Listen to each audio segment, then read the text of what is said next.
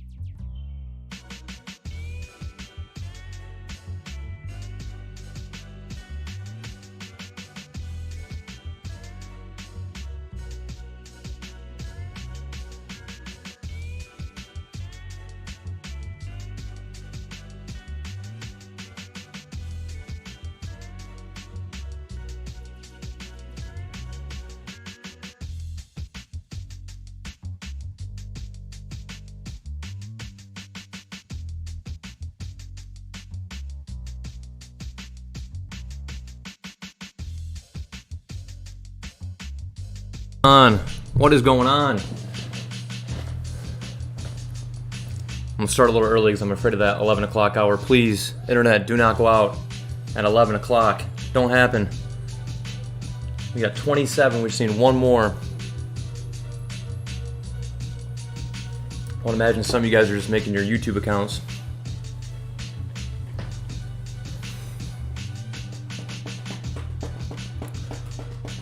Someone help me out. Is everything good? Mic is good. Picture's good.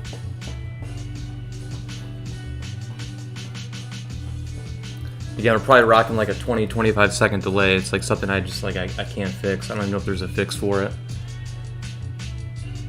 It's just gonna have to be something that we deal with.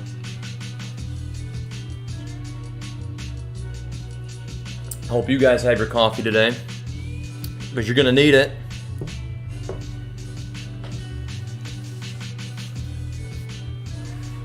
Everything is good. Man, that is some delay. I said that like a minute and a half ago. That's crazy. I appreciate it, guys. I appreciate it. Sweet. And look at all you guys are all got your Google accounts. It's awesome. All right, let me cut the music. All right. What is going on, people? It is 11 o'clock. We got 29 people in here, even though we got 28 in the class, which is fine. I don't know how you would have got the link though, because it's unlisted, but sweet. I hope you guys' day is going great. Hope you guys had a great first hour. I wanted to thank you guys for being here. You guys have been, nothing short of great. You guys have been awesome. You guys have done all your assignments. You guys all have been on Google Meet. You guys have been all on YouTube Live. We've had tons of tech issues along the way, but hopefully day 3 here, like it's 2 days in a row of everything running smooth, and that way we can sort of get our pace going and get comfortable with everything. So it'll be pretty sweet. Yeah, like I said though, today is the first day of content, and what you guys see on the board there is everything that you need to know at the conclusion of today's lesson. All right, they're not super advanced concepts, but If you want, well, you can later see this, but like, I would write those down, or just in general, have a notebook next to you. You guys know how to take notes at this point, but be dialed in, because we're not going to revisit this tomorrow. This is it, and then we're just going to move on. I told you guys Unit 1 concepts, we want to knock this out like ASAP. Later on, once we get to Unit 2 and more so Unit 3 and Unit 4, we'll look at a concept for like 3 days in a row and like really get deep into it, right? But like these concepts here, it's not that they're not a big deal, but like there's not a lot of exposure. And generally, students get it after the first day, right? So we're not going to spend a crazy long time on it. But you got to be dialed in. You got to be paying attention. Today, you guys are going to do an assignment after the lesson. It's called Problem Set 1.1. I'll post that during the break. And there is a very challenging FRQ on there that was asked in 2018 in a micro class, but it's all the same with macro, right? The base Unit 1 overlaps in both AP Macro and AP Micro. So we're going to do that FRQ together. And for some of you guys, it might be pretty challenging. But I think if you guys pay attention, we're dialed in the whole time, we'll do great. If I feel like the lecture is like way too much, right? I might give you guys a break during the lecture. But remember, whenever we transition to Google Meet, I'll give you guys another break at that time, okay? But again, thank you guys for being here. I really appreciate it. You guys have been awesome, for sure. A couple of reminders. Big reminder is I'm getting a lot of emails from admin. I had to go out of my way after that mistake was made about you guys not getting your AP textbooks, and they emailed me again today. They're like, Mr. Moore, like you still have like 9 students from second hour, you still got like 4 students from third hour, you got many from 5th and 6th hour, because I haven't been able to contact them in Google Classroom. You got to get your textbooks, guys. Like, you really have to get your textbooks, right? If you plan on getting a 5 on this AP test, it's going to be very hard to do with only 9 weeks without that textbook to reassure and reinforce your learning. So make sure you guys get that textbook. It's going to help out so much. I never had a student said, Mr. Moore, I read the textbook and I really struggle. Like generally, if you read the textbook, you're a guru and you know the stuff really well. Second thing is make sure you guys are on AP Classroom. I haven't checked it. I'll check it later today, but I want to make sure all of you guys are on AP Classroom. I've had students in the past who are 2 months in, they're like, Mr. Moore, I need a join code. I'm like, what? What have you been doing this whole time? That's an insane resource and you've not been taking advantage of it. You need to be on AP Classroom. I'm going to assign assignments from AP Classroom as well later on, so make sure you guys are in that. And if you don't know the join code, it's in that week 1 playlist, so don't forget. All right, let's do this. All right, so let's see how many people got their YouTube account dialed in. Let's take attendance. This is kind of what I want to do. I want to take attendance on YouTube. Make sure you're tracking on YouTube, and then later, Google Meet's pretty easy. I can quickly do attendance on there. All right, so this is what I want you to do. I want you to write attendance in the chat. I want you to write attendance in the chat.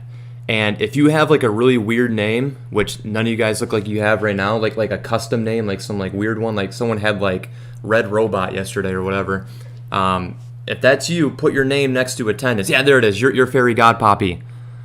Yes. So if your name's Your Fairy Godpoppy, put your name there with the word attendance.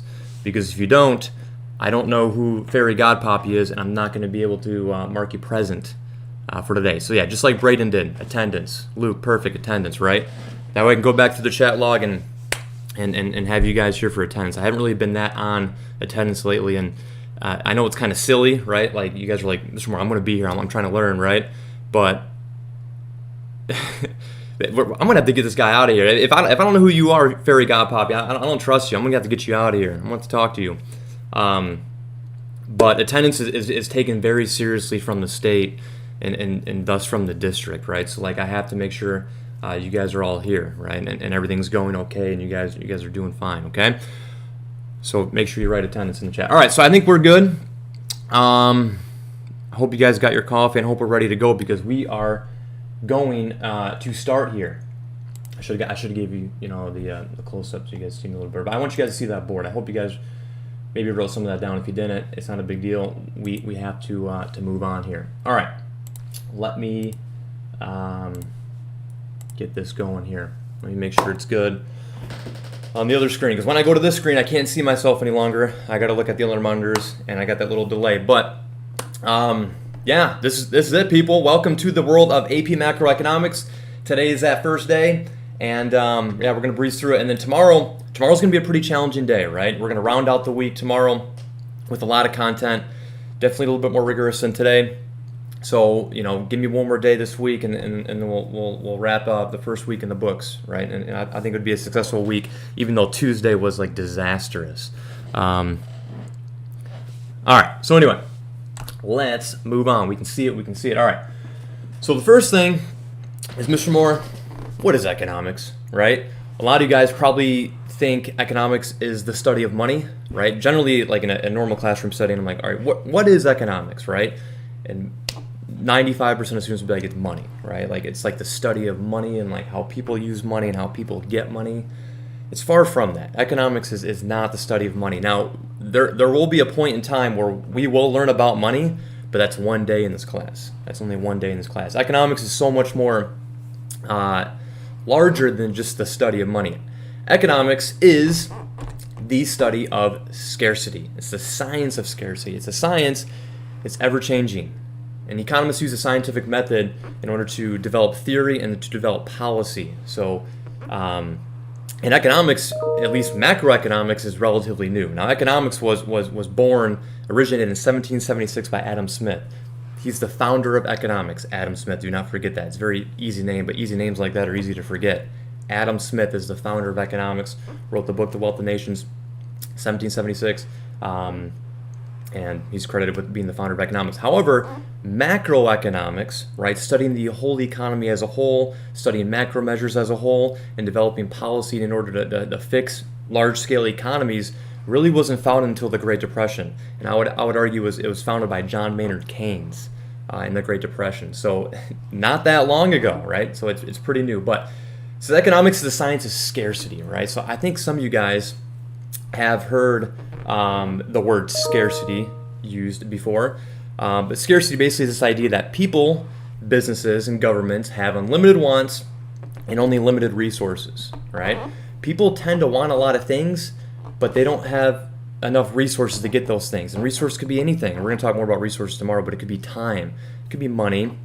It could be like land, like for a farmer, right? Like he can only plant so many crops or etc., right? People tend to have unlimited wants, and there's only enough to go around. There's limited resource to go around. So economics is a study of that. Let's dive in this a little bit deeper. I'm going to give you guys tons of definitions of economics. So economics is the science of scarcity. It's ever-changing, right? So we have unlimited wants, but limited resources, like I just told you.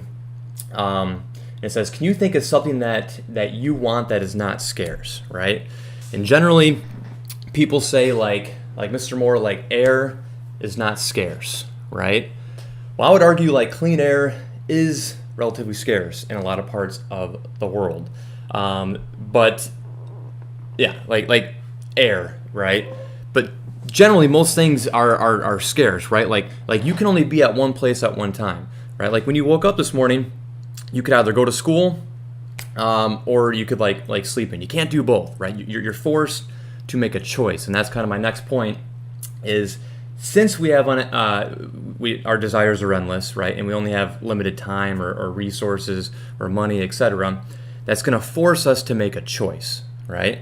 So scarcity, this is important, scarcity forces us to make a choice. It forces businesses to make a choice and it forces governments to make a choice. Since we can't have it all, we're forced to make a choice, right? Like in a normal classroom environment, right? Like when you guys go to lunch, you have $5, right? You can either like get the salad or you can get like the pizza, right? You can't get both with your $5. Even if you had unlimited money, right? You can't get all the food in the cafeteria because you wouldn't have enough time to eat it all. You wouldn't have enough space in your stomach to eat all the food. You're forced to make a choice on how much you eat, what you're going to eat, etc., right? So this idea of scarcity forces people and businesses and governments to make choices. So I think a better definition of economics is the study of choices. It's a study of decision making. And I think if you view it in that lens, it's a lot more interesting, this field of economics. The study of why do people make the choices that they do? Why do governments make the choices that they do? Why do businesses make the choices that we do? Early on, we're going to be focused on people and businesses. Why do they make the choices that they do? But this is macroeconomics. We're going to be more so focused on like governments, right? Why do governments make the decisions that they do? Okay? So yeah, like I said, we're going to analyze individuals, Firms, right? Some of you guys may never heard the word firms before. Just it's shorter than businesses, right? Firms and governments. Okay. Oh, that's done. Okay, I got you. All right, anyway. So yeah, you must choose between buying jeans and buying shoes, right? You have $50, you're going to Kohl's. Like, you can't buy both with those $50. You're going to have to choose. It's going to force you to make a choice. Business must choose whether to spend money on advertising, right? If they spend X amount of dollars on advertising, they're hoping that that's going to generate more revenue than that cost of spending money on advertising. So they're going to have to weigh the cost versus benefit analysis in order to decide to choose, should they spend money on advertising, or should they allocate those funds and buy more resources, or et cetera, right? A business only has so much dollars they have, and they got to choose how to allocate. Allocate means distribute. If you don't know, governments must choose how much whether they should spend more on infrastructure or healthcare, right? That's a big thing, right? And that's politics, right? Like, we think the government should spend money on this, war or whatever, right? We think the government should spend money on healthcare. We think the money should heavily subsidize education. We think the government should, do many different things, right? And people have ideas on what the government should do, but the whole point is government can't do it all, right? We can't have like a crazy army that's like the top 50 in the country all combined, right, spending wise, and also have free healthcare, and also have this and this. We have to give up a little bit of something in order to get more of something else. And we're going to talk about more about that, this idea of guns versus butter debate later on here. So your Krugman textbook, which I hope you guys have. Do you have the Krugman textbook? Says social science concerned with the efficient use of scarce resources to achieve maximum satisfaction of economic wants. We're going to talk more about satisfaction here in a second, but yeah, basically economics is how do individuals, societies, businesses deal with scarcity, right? Well, they're forced to make a choice. We're going to analyze why those choices are made, right, using science. Okay, it says how is economics used? Economics is really used in two ways, right? Theoretical economics and policy economics, right? We can use economics to develop theories that would hopefully one day become policy. When economics is not, in my opinion, appropriately used is when we jump that, right? We implement economics as policy when it has been proven factual, right? It's more so opinion based. So this sort of bleeds into the next part, and this is very important today. You guys are going to see this on your assignment today. I'm going to give you guys like 6 different statements, and you have to identify, is that statement positive or is it normative? So what is a positive statement? A positive statement is a statement that's based on facts, right? What that means is it doesn't have to be true, right? It's the whole point that like we can fact check it and identify, is it true or is it false? There's a true or a false, right, at the end of it. Like that was a true statement or that's a false statement, like when the statement was made. It avoids value judgments. It's not opinion based at all. So let me give you an example of that. A positive statement would be the unemployment rate went down 1% last month, right? The unemployment rate decreased 1% last month, right? Now people can argue on is the unemployment rate accurate, right? However, in the way that we calculate the unemployment rate, right? We all agree the unemployment rate is calculated a certain way. We can look at that. We can measure that. Did it in fact go down 1% last month? If it did or didn't, right? No matter what, that is still a positive statement, right? Because we can fact check it. A normative statement, however, includes value judgments, right? It's opinion based. You're going to see words like ought to be, should be, I think, I believe, right? That's more so a normative statement. So let me give you an example of that. Some people might say like we should have in-person schooling right now, right? Some people might say, right? That's a normative statement, right? It's not a statement we can really fact check it. That's just entirely opinion based. We can't be like, yeah, that's a true or false statement. It's just like there's so many layers to that. It's just a normative statement at this time. School should start at 1 p.m. instead of 11 a.m. That's a normative statement. We can't fact check it. So how does this all relate together, right? I don't know if you guys have ever heard the idea of universal basic income, UBI sometimes, universal basic income. And I would argue right now that is normative economics, right? Why is it normative economics? Because it's an opinion, right? It hasn't been proven, it hasn't been fact-based, and that's where that theoretical economics kind of comes into play, right? Normative economics is good, right? Because we need to have ideas that are outside the box.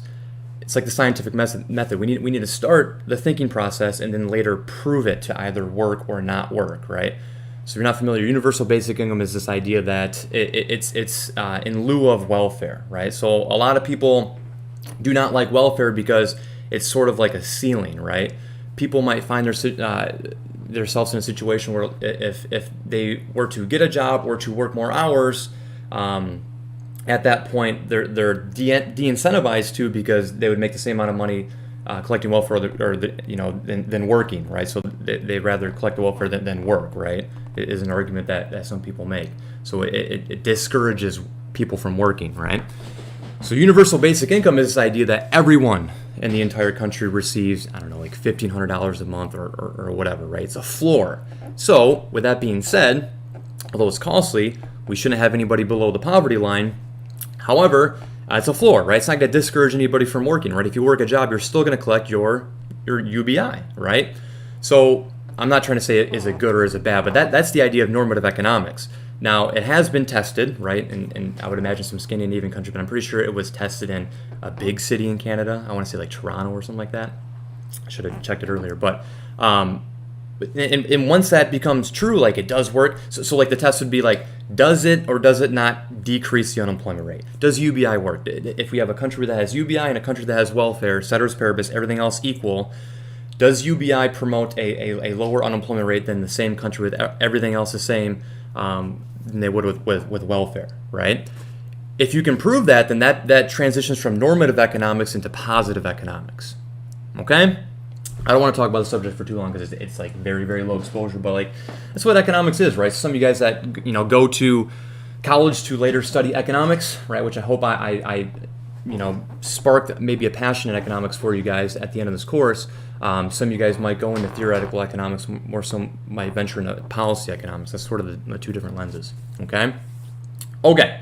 Transitioning, right? So be able to identify a positive versus normative statement. Normative opinion, positive, it's based on facts. It doesn't have to be a factual statement, like true.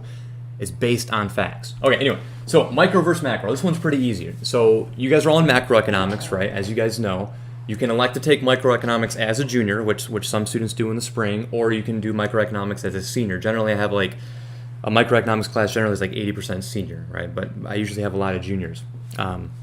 Anyway, so what is microeconomics? Microeconomics is analyzing predominantly why businesses and individuals make choices, right? Why does this business in this market spend money on advertising? How come this person saw the same movie twice rather than seeing it 3 times? How come that person decided to only see it twice instead of 3 times, right? That's the idea of microeconomics.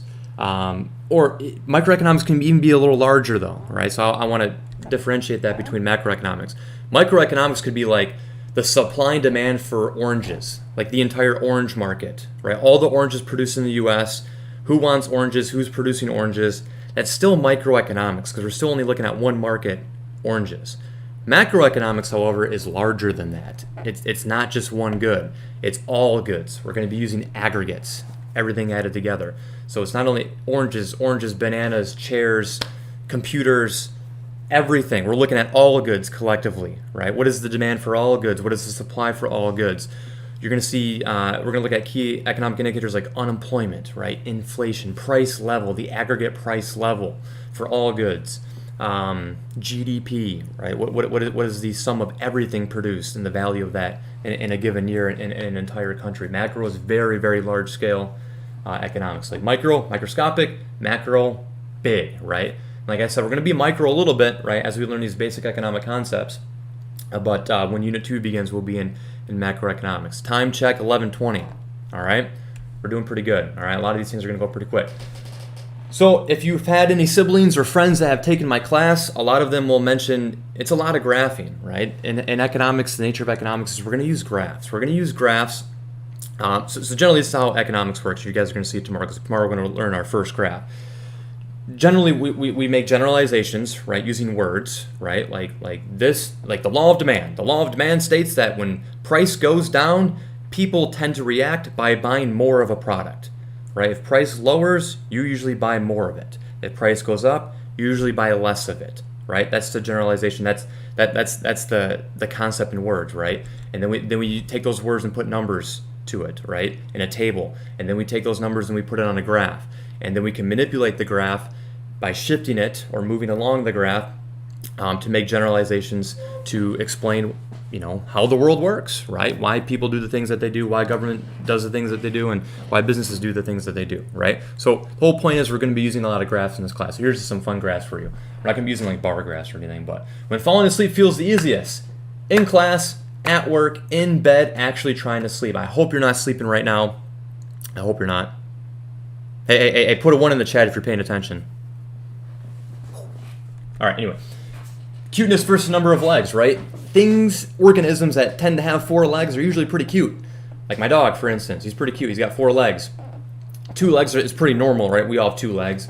But less than that, or more than that, typically isn't very cute, right? Like if he has 8 legs, I'm concerned. How much we enjoy childhood things. Everything is not cool in middle school, but once you go back to college, basically childhood things is cool again, right? You're going to do a lot of childhood things in college that you thought was uncool, and you're going to make that cool again. Yeah, people are paying attention. I love that. Look at the ones in the chat. It's your second attendance. Nice. Usefulness of a shotgun in video games. I know I got a lot of gamers out there. You guys all said that in your flip grids, right? Basically, a shotgun is pretty ineffective in most situations unless you're combating zombies, right? Unless you're combating zombies. The Origin of Wars one is pretty OP right now, I'm not going to lie. But zombies, right? Zombies is the only time it's effective.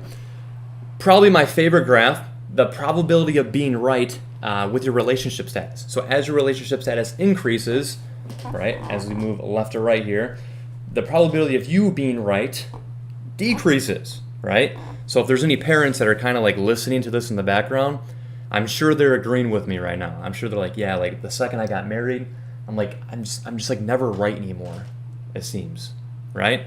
Anyway, moving on. That's why it took me I dated for 10 years and I finally got married. It took me a long time. The same person, right? Anyway, time spent on Netflix. This is me. I search all the time. I never find anything, so I just give up. McDonald's curve. I'm craving it. Then right after I eat it, I'm never again. Then I'm craving it. Then I'm never again.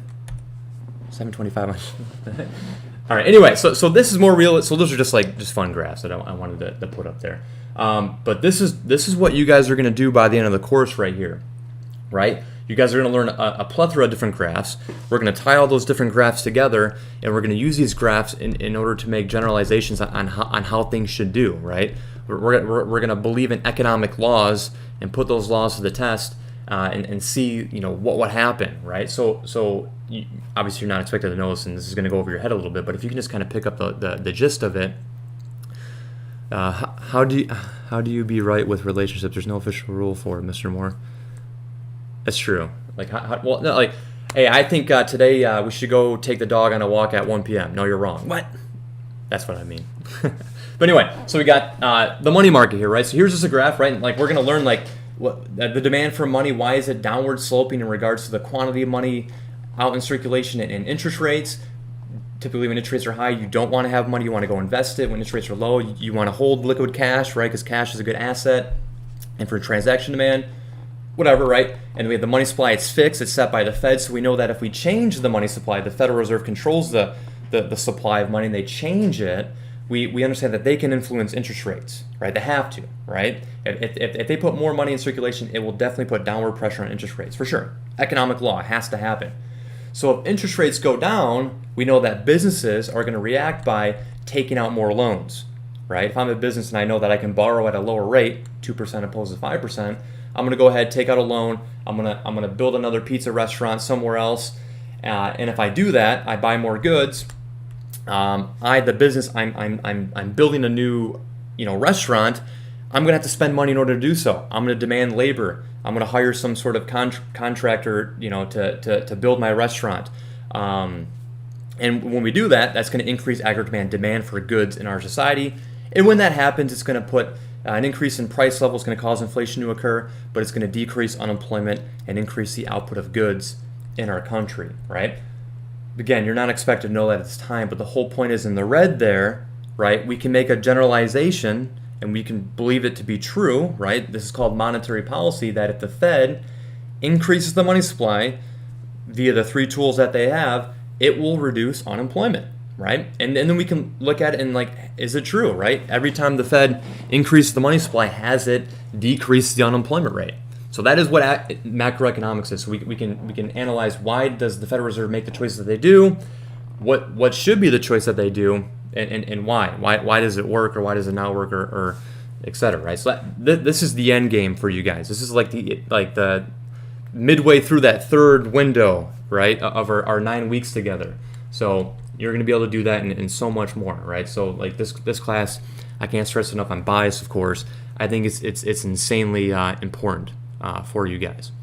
All right, I'm going to talk about this, and I'm going to give you guys like a little break, and then we're going to be back on here. All right, I want you guys to track on this. You just saw a word there. It says, so now we're going to start analyzing choices, right? Why choices are made. Utility is satisfaction, right? It's just a synonym, right? Utility means satisfaction. I'm going to use the word utility a lot going forward. You need to understand, when I use the word utility, I mean satisfaction, right? Like a level of satisfaction with something, like fulfillment, right? Like happiness, okay? So let me give you an example, right? Let's explore some economics. Let's analyze why choices are made, right? So a while ago, I had a choice that had to be made, right? I was dealing with this issue of scarcity. During spring break, I had two choices. I could have either gone to Siesta Key, Florida. Actually, I think it was a New Year's, like New Year's holiday, like that week. Pre-COVID, of course, right? I'm not about to travel right now. Siesta Key or Breckenridge, Colorado, right? Like, I could only be in one place at one time, right? That's like, just time is the issue here. Even if I had like unlimited funds, I can't be at both places like during a 4-week like window, right? Or 4-day window. I had to pick. I'm either going to go to Florida or I'm going to go to Colorado, all right? Let's explore why I went to one place rather than the other. Why did it happen rationally, right? Not using emotion, right? We're not going to use emotion to explain why someone does something, or why the government does something, or et cetera, okay? So Siesta Key, Florida, and I'm just making these numbers up, right, just to make for easy math for the most part. But let's say the whole trip for Siesta Key, Florida would have cost me $500, right? Like, when I travel, I ball on a budget. I get like the cheapest hotel ever. And later I'll talk more about that. Like, I stayed at a hotel in San Francisco for like $40, and I have some stories to share with you. But anyway, so like the whole trip would be $500. I would drive there, the hotel, the lodging, food, whatever, come back, $500. Okay. Breckenridge, Colorado would have been $750. I think it was like a ski trip, so I would have had to rent like snowboarding equipment, things like that. One of the perks of Breckenridge, Colorado, though, was I had friends from all over the country going to meet up with there. I had a friend in Seattle, my buddy in Colorado, and another buddy in Virginia. All were going to fly there, spend New Year's together in Breckenridge, Colorado. And the price of that would have been a little bit more expensive, $750, right? Because we would have had to take a flight. So just with that alone, what should I do, right? A lot of you guys are like, well, Mr. Moore, like, take the cheaper option, right? You're an economist, right? You're supposed to like pinch pennies and be really smart with budgeting, and so you should definitely go to Siesta Key. Well, obviously there's a lot more at play here, right? We need to bring in that what I just told you guys about utility, right? We need to measure utility. How much satisfaction am I going to receive by going on that trip to Siesta Key, and how much satisfaction am I going to receive from going on that trip to Breckenridge, Colorado? And it's vague, right? It's like on a scale from 1 to 10, 1 to 100, in this case 1 to 1,000, how many units of satisfaction will I receive? And we call those units of satisfaction utils, right? So on a scale from 1 to 1,000, right, you can just do it on your own if you ever faced with a similar situation here, or between two colleges or something like that. If I go to Siesta Key, on a scale from 1 to 1,000, I think I would receive 500 units of satisfaction, right? It's cool, it's tropical, I've been there before, I haven't been there in quite some time, I'll be there with my wife, it's awesome, it's warm weather, I'm going to get that level of satisfaction, all right, by going to Florida. Colorado, a little bit more, right? I'm going to see some friends I haven't seen since college, see some friends I haven't seen, I've seen all my high school friends in college, but I'm going to receive more units of satisfaction. I'm going to receive 1,000 units of satisfaction by going to that Colorado trip. So now the decision becomes a little more difficult, right? And you kind of do this in your head naturally, right? You're like, Colorado's sweet, but it's more expensive. What should I do, right? Well, an easy way, an economist would explain, well, the reason why I chose to go to Breckenridge rather than Siesta Key is because the utility per dollar spent was higher by going to Colorado than it was going to Florida, right? So if I take that utility divided by price, 500 divided by 500, that would equate to 1 util per dollar spent. In other words, every time I spend $1 in Florida, I receive 1 unit of satisfaction, 1 unit of like fulfillment, 1 unit of like happiness. It sounds kind of ridiculous, but like think about it, right? If I go to Colorado, however, we take 1,000 over 750, it equate to 1.33 repeating, right? So I get a little more bang for my buck. I get a little more utility per dollar spent by going to Colorado. And that's how the economists would explain it. The economists would say this individual chose to go to Colorado because the utility per dollar spent was higher than it was in Florida, right? So that's kind of just like how economics is used, and that's the idea of using utility. Okay. All right. This is decision time. Like I'm almost done, but I'm not almost done. You guys, can we just power through? We don't have that much more. Let's power through and then I'll give you guys a good break before we go into Google Meet. Is that cool? And if you guys got to step away at any time, like just go for it. Like go get some food, get some coffee. But just time. Time is scarce, right? We got to fly through this. I'm gonna do this example really quick. Okay. I order a pizza, right? Large pizza, which I think has 8 slices, right? And I live in a household of 3. I have my wife and I have my dog. So let's say I get 4 slices, right? Because I'm like bigger, right? My wife gets 3 and my dog gets 1. Okay, so I get the 4 in the yellow and then they get the rest of the pizza, right? The decision is this: how many slices of pizza should I eat, right? You're like, Mr. Moore, like, why do you think about these things, right? Like, I just like when I see a box of pizza, I just crush it, right? I just eat all the pizza I can get, right? An economist, right? This is a good phrase in economics. An economist, and hopefully by the end of this course, is you see the unseen. That's the idea of economics. You see the unseen, right? So how many slices should I eat, right? Being rational. So let's use utils again like we just did in the other example. If I eat 1 slice of pizza, that will give me 10 units of satisfaction, right? Like this time on a scale from 1 to 10, right? That first slice is going to be absolutely insane. That first bite of that first slice is going to be absolutely insane, right? I'm craving pizza. That first slice is going to give me so much, utility. Do you think that second slice is going to give me more or less utility than that first slice? Right? Is it going to give me more or less than 10? We're on a pretty big delay, so I'm not going to wait. It should be less, right? And that's the idea of something called, and you need to know this, but we're going to talk about it formally when we talk about supply and demand. It's called the law of diminishing marginal utility. Here, let me write it. The law of diminishing marginal utility. It's the law of decreasing additional satisfaction, if that means it makes any sense, right? That second slice is going to be cool. I'm going to eat it because it's going to give me 8 units of satisfaction, but by no means is that going to taste better than that first one, right? Generally, the law of diminishing marginal utility means that the more you do of anything, the less satisfied you're going to become, right? So I'm going to eat that second slice because it's going to give me 8 units of satisfaction. It's going to increase my total utility. Right now, my total utility is at 18. I'm receiving 18 units of satisfaction by eating those 2 slices of pizza. But that second slice individually, additionally, right, only gives me 8 units of satisfaction additionally. When I choose to eat that third slice, that one would definitely be less than the second, right? The more you do of anything, the less and less satisfied you're going to become. The 20th time you go to Disney World, it's not going to be as cool as the first time, right? It gets old after a while. That third slice is going to be sweet. I'm going to eat it because it's going to give me a positive satisfaction. It's going to give me 5 additional units of satisfaction. So that's going to bring my total utility to 10 plus 8, 18 to 23, right? But it's not going to be as good as the second one. And my fourth slice is going to be cool too, right? It's going to increase my total utility, right?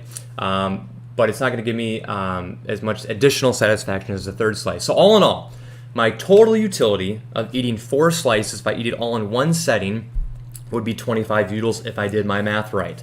That's how much units of satisfaction I would receive. Okay? So my question to you guys is, And look at the fifth slice could be negative, right? The fifth slice was probably like, even if I wanted to like steal my dog's slice, like that'd be negative, right? I wouldn't want to do it. It'd make me throw up, like too much gluten. Like I don't want it, right? So there's no way I would ever eat it, right? What would be a good way for me to want to what would be a way that I could increase my total utility here? Like with my 4 slices of pizza that I was allocated. I hope you guys never view pizza the same way. A good way would be eat 2 and then save 2 for later, right? Because if I save 2 for later, and some people might not like cold pizza, well, that's fine. Like your scenario's different, right?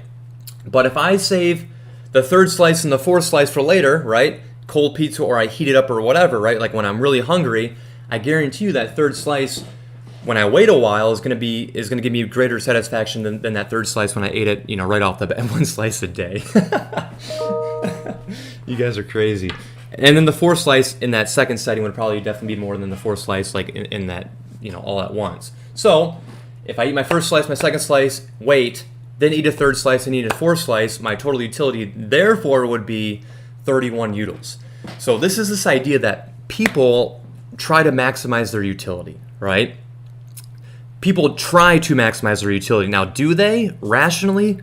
Maybe sometimes not, but that's why you're taking this class, right? You're taking this class at the end of the day to become a better decision maker, right?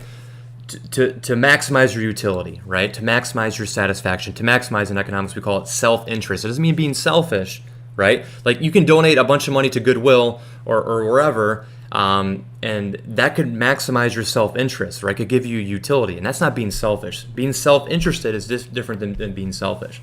But the whole point is, at the end of this course, hopefully you can analyze choices, and you're going to be a better decision maker. All right, I'm going to fly, people. All right, this one's going to be really important, all right? This is the most important slide on this presentation.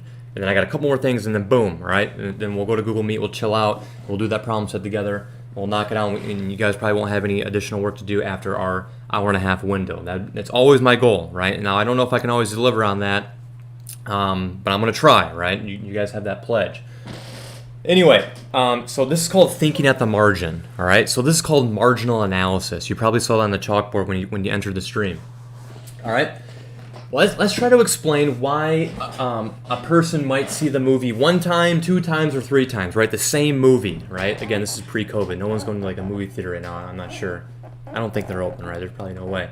All right, so you guys see the word benefit there. Benefit basically is the same thing as utility, right? It's like total satisfaction. But when it's benefit, economists measure benefit more so in dollars. Total benefit is more so like this idea of willingness to spend, right? So this individual, if they were to go see the movie the first time, like Spider-Man or whatever, right? Sydney Hart's favorite movie, Spider-Man, or action figure. Anyway, you're willing to spend $30 to go see that movie the first time, right? The popcorn, the movie ticket, the gas to get there, whatever, right? To go see the movie twice, in total, you're willing to spend $45 in total, right? To go see Spider-Man the 3rd time, you're willing in total to spend collectively $50 to go see the movie 3 times collectively, all right? Now, if you go over here, it says total cost, willing to spend.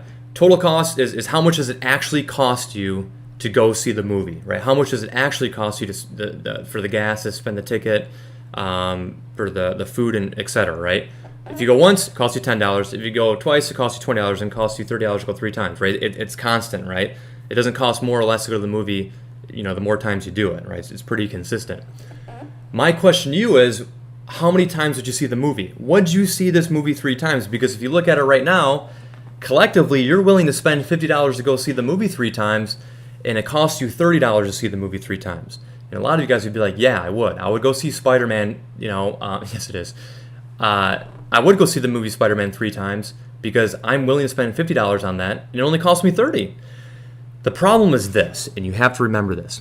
People make decisions at the margin, right? People make decisions in increments, right? Like when the movie Spider-Man comes out, you're not going to be like, Sydney's not going to be like, I'm going to go see the movie Spider-Man 3 times, like right when the movie comes out. No, you make decisions like as life goes on, right? People think at the margin. So let's look at it like this. You guys should look at total benefit, and you should see something. Now, don't look at the yellow right now. The animation got messed up. Again, you see this word marginal, right? Marginal means additional. Another word you can't, it's like, it's a term, it's a vocab word. You have to remember what marginal means in economics. Marginal means additional.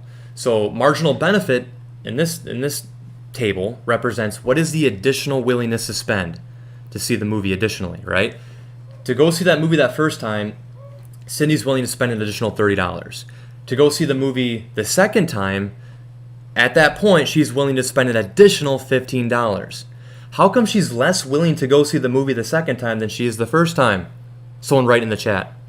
Someone write in the chat. How come she's less willing to see the movie the second time than the first time? Use the term I gave you. It's been an economic term I gave you, right? And then you can see the third time she's even less willing to spend, right? She's like the movie the third time, I'm only willing to spend $5 on that sort of experience, right? She was really gung ho on the first time, but like the third time, she's not really that willing to go see the movie. No one wants to write it? Someone probably has it already. I'm going to say it, but you've already typed it, right? Because of the delay. It's the law of diminishing marginal utility, right? That's why. Every time you do something, you're going to be less and less satisfied. So with that being said, the more you do of anything, you're going to be less willing to spend money on that good or service, right? So her marginal benefit has to decrease over time. And this is going to become, excuse me, much more important when we learn about demand, right? Demand for a good, like willingness to buy something, right? Marginal benefit always decreases as the consumption of a good increases. So we got marginal benefit. We need to calculate marginal cost. The additional cost is seen in the movie additionally the first time, then to the second time, then to the third time is $10. You're going to have to be able to calculate this today on your problem set. Marginal, to get marginal from total is just what is the additional cost? If total cost goes from 10 to 20, the additional cost of going to the movie the second time is 10. The additional cost going to see the movie the third time is an additional $10. So now at this point, we can make a decision, right? Because people think at the margin. Will she go see the movie the first time, right? Well, she's willing to spend an additional $30 to see the movie the first time. It only costs her $10 to see the movie the first time. Yes, you're going to do it. People are going to make decisions when the benefits exceed the cost, right? You're going to do something if the benefits exceed the cost. If the costs exceed the benefits, you're not going to make the choice.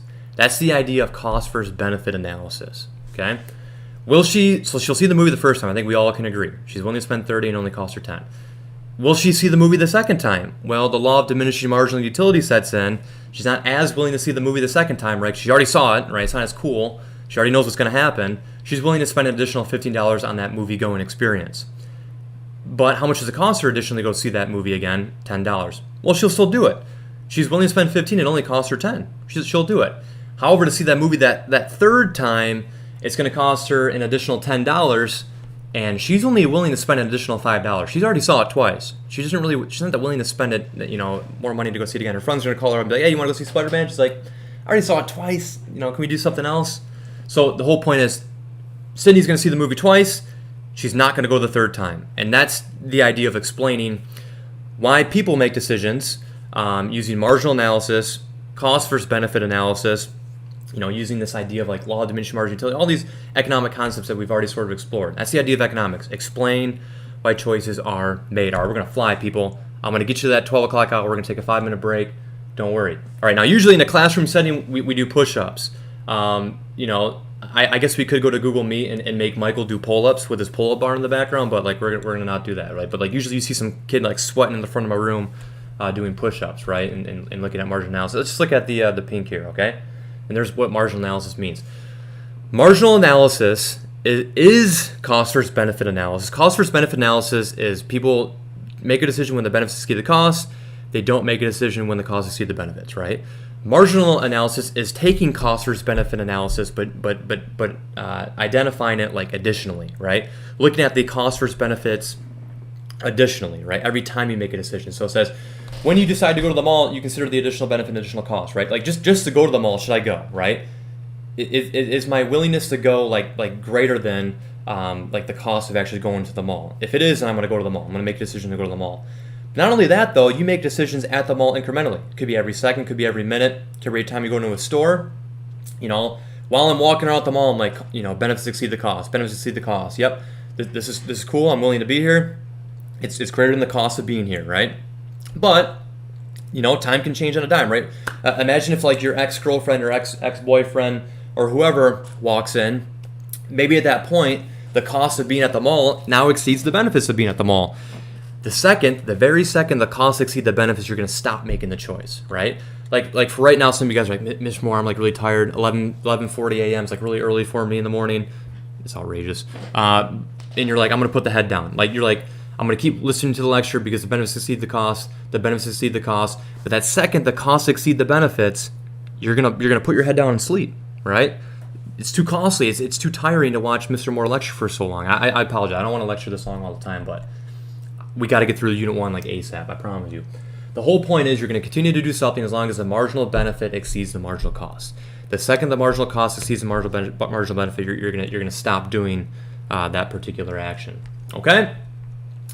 All right, people. We're gonna skip this. I think we're gonna skip that. I'm gonna go over it quickly. I'm not gonna have you guys do it. It would take too long. But like basically, this is again economics, right? You want to visit your friend for the weekend. You're gonna return Sunday night. You work every weekday, earning $100 per day, and you have 3 flights to choose from, right? And most people would sort by lowest to do highest, right? Well, what is the cost of taking that Thursday night flight, right? The cost on Expedia.com says it's $275, but if you take that Thursday night flight, what are you going to give up? What are you going to forego? You're going to forego working on Friday, right? So essentially, that cost is not $275 because you're going to forego your wages that you would have gotten on Friday. That cost of that Thursday night flight actually is $375. That's how I want you to view it. Should we take the Friday early morning flight? Same sort of situation as the other one, right? We can't take the Friday early morning flight because we're gonna forego working on Friday. Essentially, that cost is $400, right? So we got $375, we got $400. Should we take the Friday night flight? If you're being like fiscally responsible, yes, right? Because you're gonna make your $100, so it's not gonna be foregone, and it's gonna cost you $325. So the cost is $325. There's no implicit cost of going. Real quick vocab words for you. Implicit cost is like opportunity cost, which we're going to talk about in the next slide. It's like cost that isn't like monetary so much. It's like what you forego. It's like what you give up, sort of thing. Explicit cost is like you can see it clear as day, dollars and cents. How much does it cost you to take the ticket, right? So being rational, you should take the Friday night flight because $325 is less than $375. You guys tracking on that? However, right? It's $50 more to leave on Thursday, right? So there's where that cost versus benefit analysis comes into play. Do you value an entire day with your friend more than $50? If you value the experience of being with your friend a whole nother day more than $50, which most people would probably agree with, then you should take the Thursday night flight, right? That's doing marginal benefit versus marginal cost, getting it down to like lowest terms. One day, $50, which one do I value more? If you value $50 more than that one day, additionally, seeing your friend, you're gonna choose to take the Friday night flight. I hope that makes sense. I went over that like insanely fast. We usually do that like really slow in class. But that gets us to the idea of opportunity cost. Opportunity cost is the choice that you give up. Okay? Trade-off is very, very similar to this idea of opportunity cost. Trade-off, when I make a decision, the trade-off is everything I give up, right? So by you guys making a decision to jump into the live stream here, pay attention to this lecture, what else are you giving up, right? You could be giving up sleep, right? You could be giving up doing your homework from first hour. You could be giving up playing video games right now. You could be giving up like just, I don't know, going upstairs and like eating an entire pizza out of your fridge, right? Trade-off is everything you give up. So like by choosing to tune into the live stream right now, you gave up all those things. That's the trade-off of tuning into the live stream. That's the trade-off of making the choice that you're making right now. Opportunity cost is that next best alternative. Right? I don't know how that font is so weird. I didn't do that. The opportunity cost is that next thing you would have done. Right? So for a lot of you guys, instead of tuning into the live stream right now, it would be like sleeping. Right? That's your opportunity cost. It's the next choice you would have done otherwise. So you chose to tune into the live stream. So your opportunity cost is sleep. If that was your next best alternative, right? The next thing you would have done if you didn't do this, okay? So opportunity cost is that next best choice, right? We're generally going to measure opportunity cost because we don't want to measure everything you give up, right? The sum of everything you give up. We want to measure, okay, what was the next best alternative that you would have done? That's your cost of doing whatever choice that you made, right? The whole point is if you identify your opportunity costs, and soon we're going to measure opportunity costs using numbers next week, probably on Monday or Tuesday. But if you are aware of your opportunity costs, what you're giving up by making that choice, you're going to be a better decision maker, right? So here's like the econ of college, right? You can do two things, but you have to give up one. There's only enough time in a day. And COVID's a little bit different, right? But you can get good grades, you can sleep a lot, or you can have a social life, right? You can have good grades and have a social life and probably be at college for 5 years, right? Social life, enough sleep, not go to class, not get good grades, you're probably going to be at college for 5 years. If you get good grades and you have a social life, you're probably going to be a walking zombie. It's probably going to be unhealthy for you to do so. If you have a social life, if you have enough sleep and you have good grades, you're going to graduate college without like a network, right? You're not going to have a lot of friends. You're going to want to have some sort of social life, right? But like generally, you're going to have to choose two, and you're going to have to really, really balance it well, right? And a lot of students make that mistake freshman year, and they don't balance it well, right? That's the idea. That's the idea of opportunity cost. It's what you give up. We're not going to do that. Let's do a practice AP question. We got 8 more minutes, and I promise I'll wrap this thing up. Karen works part-time at a local convenience store and earns $10 per hour. She wants to spend next Saturday afternoon attending a music concert. The full price of a concert ticket is $75. But Karen, right? Karen's pretty sly, was able to get a discounted price of $50, right? So that $75, I hope you guys can see, is irrelevant. It doesn't matter what the market price is of the ticket. She gets it for $50. That's her cost. That's her explicit cost of going to the concert. It's $50, okay? She has to spend $50 by going to the concert. If Karen took 4 hours off from her job to attend the concert, what was her opportunity cost of attending the concert, all right? So she has to give up 4 hours of work.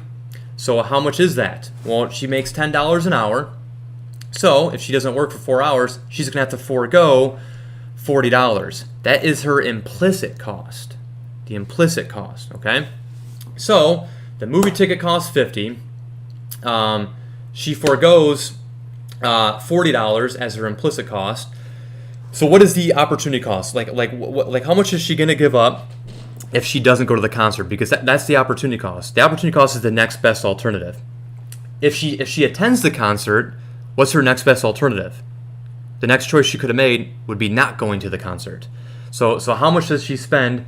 What is the cost of not going to the concert? In other words, if she doesn't go to the concert, how much money would she save? Essentially, it's $90, right? I hope you guys could do that relatively easy, right? Costs her $50. She's going to give up $40. If she goes to the concert, it's going to cost her $90. If she chooses to stay home and work, she's not going to spend that $90 that she otherwise would have spent by attending the concert. That's the idea of opportunity cost. Okay, I hope you guys got that. I'm going to read this quote to you real quick. Guns versus butter, right? This is the idea. This is a little bit more macro. That's why I wanted to talk about it. Because we're aware of our opportunity costs when we make a choice, when we're tuning the live stream, etc., right? Or choosing to go to Colorado on a vacation and choosing to go to Florida on a vacation. Governments have to do it, right? Governments must choose, and we sort of make the choice, right, by electing officials to represent us, right, to what to spend money on, right? So it's Dwight Eisenhower's a really good quote. I want to read it to you. I think it's really important. Guns versus butter. You can't take a macroeconomics class without learning about this idea of guns versus butter. Every gun that is made, every warship launched, every rocket fired signifies, in the final sense, a theft from those who hunger and are not fed, those who are cold and are not clothed. This world in arms is not spending money alone. It is spending, so not just spending explicit costs, right? There's implicit costs to it. When you spend money on arms, military goods, you're spending the sweat of its laborers, the genius of its scientists, the hopes of its children, right? You could have scientists developing vaccines instead of developing the best tank, right, or the best aircraft. You have children, instead of becoming doctors, becoming soldiers, and there's nothing wrong about being a soldier. I'm saying there's an opportunity cost of spending more on military opposed to other things, right? Is what Eisenhower his argument was trying to make. The cost of one modern heavy bomber is this, right? The opportunity cost. A modern brick school in more than 30 cities, 2 electric power plants serving a town of 6,000 in population, 2 fine, fully equipped hospitals, 50 miles of concrete pavement, etc., right? So we have to be aware of that, right? when government decides to do something, right, there's a cost of that. They are not doing something else, right? It is the idea of that, right? So, that's a lot of, policy that's debated, among people is like, should we have like a crazy jet, or should, the government, give free college? Should we, build a wall, or should we have free healthcare, or this and that, right? I'm not trying to get political with you guys, but that's the idea of macroeconomics and exploring opportunity costs. If we do this, there's a cost of that, not just the monetary cost, the spending cost of it, but like we could be allocating those funds to something else. That's the idea. Last slide, I believe, for you is this concept of incentives. You need to know what the word incentives mean. Perfect timing. Incentive is something that motivates someone to do a particular action, right? So why did LeBron James forego playing basketball in college? Why did he do that, right? Money talked, and among other things, right? Like he was good enough to play in the NBA, like right off the bat, right? But typically, incentives motivate someone to do something, right? There's this book and also a documentary you guys should explore. It's called Freakonomics, and I believe it's a psychologist and an economist. They get together and they write this book, and they basically have this conclusion that if you can predict what someone's incentives are, if you understand what someone's incentives are, you can predict how they're going to act. You're going to predict how they're going to behave, right? If I know someone's incentivized to actually, I think tomorrow we're going to start off with like a 2-minute YouTube clip, because I want to show you like this idea of real estate, which is pretty crazy. But if I know that like someone is incentivized to do this, then like I know how to like attack it, right? Like I'm like, okay, they're going to have an incentive to do this. This is what the outcome that they want, right? And I can become aware of that. An incentive can be a punishment or a reward, right? Like if you do your homework, you get 10 points. That's your incentive for doing your homework. If you don't do your homework, like you lose points. So the whole point of like having points with your homework is that you're going to do it. If I assigned you guys problem sets and like I didn't grade it at all and never even looked at it, didn't give you points on Jupiter, many of you guys that aren't intrinsically motivated want to do a problem set, right? So there has to be incentives. That's the idea. Okay? All right. So review. Society has unlimited wants, limited resource. We face this issue of scarcity, and since we have scarcity, we're forced to make choices, right? That's assumption number 2, right? We have to hold these assumptions true, right? Going forward here. I hope you guys all agree with these assumptions. If you don't agree, I think we should debate it on Google Meet. Since we have scarcity, right? When scarcity is prevalent, that's going to force us to make a choice. And whenever we make a choice, there's going to be trade-offs. There's going to be things that we have to give up whenever we make a particular choice. Everyone's goal is to maximize their utility when they make a choice, right? I chose to go to Colorado because it gave me more utility per dollar spent than it went to Florida, right? I'm like trying to maximize my self-interest. I'm trying to maximize my utility, and we're going to believe that people innately do that, right? Number 4, everyone makes decisions by comparing marginal costs versus marginal benefits, right? Which we explored, and you guys are going to do that on your FRQ today, right? People make decisions marginally, not lump sum, okay? Sydney doesn't go, I'm going to see Spider-Man 3 times when the movie comes out. She's going to make those decisions incrementally as time goes on. And when she does so, she's going to weigh the additional cost of seeing the movie versus the additional benefit of seeing the movie. People stop doing things when the costs exceed the benefits. People do things when the benefits exceed the cost. We're going to use a lot of graphs, right? And we're going to hopefully explain the world around us by using graphs. And then lastly, people, businesses, and governments respond to incentives. People respond to incentives, right? If there's an incentive, people are going to behave and they're going to be motivated to do some sort of particular action because of the incentive. Okay? All right, so I'm going to meet you guys in Google Meet. I'm going to give you guys a 5-minute break, and if you guys need more than that, like so be it, right? I'm going to be in Google Meet right away. I'm going to post the problem set on Google Classroom. The problem set is due tomorrow, and if you guys got more questions, like obviously ask me that in Google Meet. But this is the FRQ you guys are going to see. This FRQ kind of looks tough, right? But it's basically everything we just talked about. Everything we just talked about. It says Nirali is a student. She has 5 hours to study for 2 exams. How is she going to allocate her time, right? She can't study 5 hours in history and also have 5 hours to spend in micro, right? She can't get 100 in micro and also get an 80 in history, right? You guys deal with this in high school, and you guys are definitely going to deal with this more in college. You don't have endless hours, right? You're going to have to make a decision. I have 5 hours. Should I spend 3 in micro and 2 in history, or 4 in micro and 1 in history, or whatever, right? And when you make a choice to do, say 4 hours in one and 1 in the other, you're going to give up points on either of the exams. And that's going to be your opportunity cost. Okay? And then there's other questions sort of on your problem set as well. Hi, Mr. Moore, it's Griffin. What's up, Griffin? I didn't forget about you. All right, guys, let's break. I will see you guys in 5 minutes. But go get some coffee, go get some food. Remember, you guys can eat food on the camera in my class, not every class. I don't want to change other classroom rules and routines, but you can eat in mine.